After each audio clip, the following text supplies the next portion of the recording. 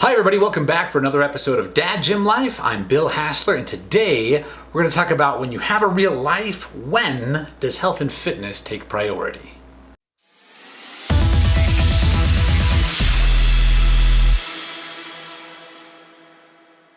So as we get going, I just want to establish kind of a baseline. I am not the 24 hours a day, 7 days a week health and fitness guy. I've just got too much going on in my life for that. So with that in mind, when does health and fitness take priority in our lives? I've always tried to stay active. For a while there, I was doing the whole actor thing. And then I took kind of my first sit at a desk job. And within the first 6 months, I put on 15 pounds. And I remember I stepped on the scale and I was like, I think the scale's broken. And then I went and tried another scale, and no, the scale was not broken. And so I was like, I gotta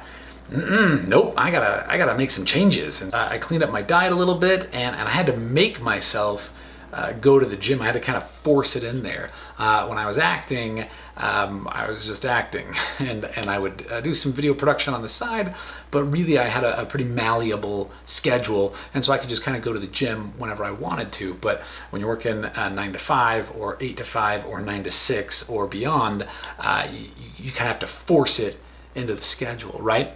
So I don't know, a year after that, I get this new boss, and he is awesome, like one of the best bosses I've ever had, but he loved to eat out. So I went from eating out once every month or two to like 2 to 3 times a week, and that's gonna make a big difference. I also got plantar fasciitis at the time, which is, if you've ever had it, horrendous. I'll do a video on that and the treatment of it, because I thought if I just rested it would go away.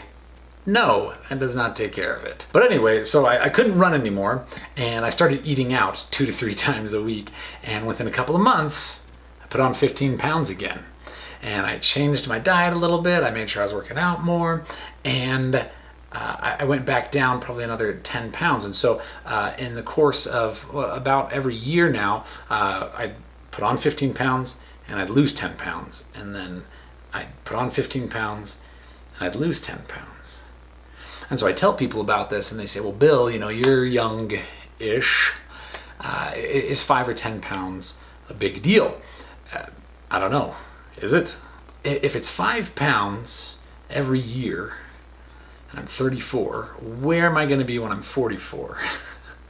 Not in a good place, right? And when I'm 54. And another time, I was hanging out with my buddy and his son, who's 17, and his son says to me, hey, Bill, I stopped drinking soda. And he told me that because he knows that I enjoy health and fitness, and I hate soda. I like some sodas. I drink soda once every couple of months. I'm not a big soda drinker in the first place, but I hate how people will drink soda all day long. It's one of the biggest sources of empty calories, I think, that people consume. And so whenever people are trying to get healthy and trying to get into shape, that's one of the things that I tell them to do is just cut out soda. So my buddy's kid tells me I've cut soda out of my diet. And I said, well, good for you. And my buddy gets super defensive. And he says, you're 17 years old. You shouldn't be worrying about what you're eating at all. I had to think back, when I was 17, outside of wrestling season and really pole vaulting season, because you got to make weight for pole vaulting too. But I didn't really think about what I ate. I kind of just ate whatever I wanted, but I was also super active. So I don't know. But it made me think, if my diet and exercise and my body aren't important to me when I'm 17, are they going to be important to me when I'm 34, which is, what I am now? Or worse, when I'm 44, or when I'm 54? And not that you can't make changes when you're 34 or 44 or 54, but A, it's just harder to make changes, and B, it's harder to see the effects of those changes. I remember when I was 19, I was in a long distance relationship, and all I had was time and money. And so I was shredded, but I didn't know anything about exercise. I mean, I grew up wrestling, and so I knew that if I ran a lot and I did enough push-ups, I'd probably be in shape. But I'd go to the gym and I'd just lift a bunch of weights, and it was enough because I was 19. But when you're 34 or 44 or 54, not the case. You have to eat a specific diet and you have to do specific workouts to hit specific goals because you're not 19 anymore. So that's my question to you. When does health and fitness take priority? My personal opinion, I feel like you should try to develop healthy habits and then adjust and pivot as those little changes in life happen.